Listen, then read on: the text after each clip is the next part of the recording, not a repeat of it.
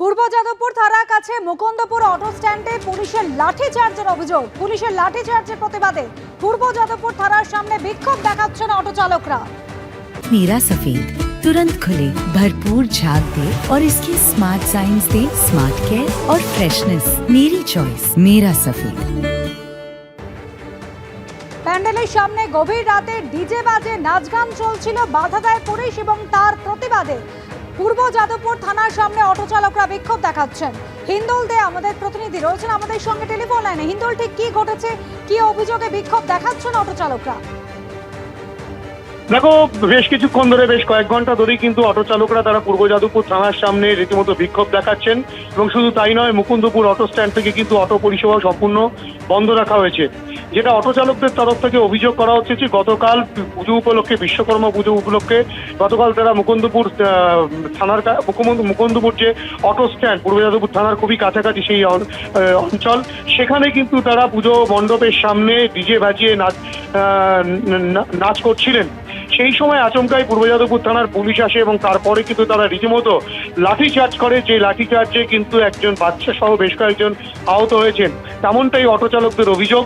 এবং তারই পরিপ্রেক্ষিতে কিন্তু অটো চালকরা তার প্রতিবাদে পূর্ব যাদবপুর থানার সামনে তারা অবস্থান বিক্ষোভ করছেন এবং বিক্ষোভ দেখাচ্ছেন। এবং অটো চলাচল, অটো পরিষেবা কিন্তু তারা সম্পূর্ণ বন্ধ রেখেছেন। যদিও পুলিশের তরফ থেকে এখনো পর্যন্ত যে তথ্য পাওয়া যাচ্ছে যে রাস্তা আটকে পুলিশের অনুমতি ছাড়া এভাবে কিন্তু ডিজে বাজিয়ে নাচের অনুষ্ঠান চলছিল এবং সে কারণে পুলিশ তাদেরকে প্রথমে সেখান থেকে সরে যেতে বলে, কিন্তু তারপরে অটো চালকরা তা না করায় তখনই কিন্তু পুলিশের মতো করে অ্যাকশন যখন নেয়, তখন অটো চালকদের সঙ্গে একটা বাকবিতণ্ডা হয় এবং তারপরেই কিন্তু পুলিশ লাঠিচার্জ করে, তেমনটাই পুলিশ প্রাথমিকভাবে জানাচ্ছে। গোটা ঘটনাকে কেন্দ্র করে এখনো পর্যন্ত কিন্তু অবস্থান চলছে এবং অটো পরিষেবা সম্পূর্ণ বন্ধ চলছে। ধন্যবাদ হিন্দু।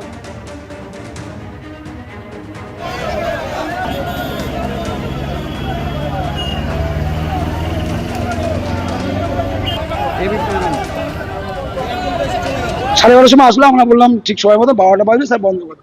ওরা ওই মচ্চা চেনাটা এই করলো, তারপর বলে চলে গেল। গিয়ে তারপর পরে ফোর্স নিয়ে এসে ছেলেরা কিছু সন্দেশ ঠাকুরটা আনতে গেছিলো, তার মধ্যে বেদারক নেমে একে মারছে, বাচ্চাদের মারছে। আমি পালিয়েছি, আমাদের মধ্যে কোনো অশান্তি নেই।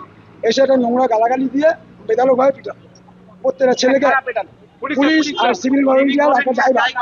কালকের ভাষণ ছিল, আমি আমার দুটো বাচ্চা, আমার নাতি, আমার যা, সবাইকে নিয়ে বিসর্জন দেখছিলাম। দেখতে দেখতে একটা পুলিশ এলো, এসে এদেরকে বললো। তারপরে ভ্যান শুদ্ধ পুলিশ নিয়ে গিয়ে লাঠিচার্জ করে আমার ওইটুখানি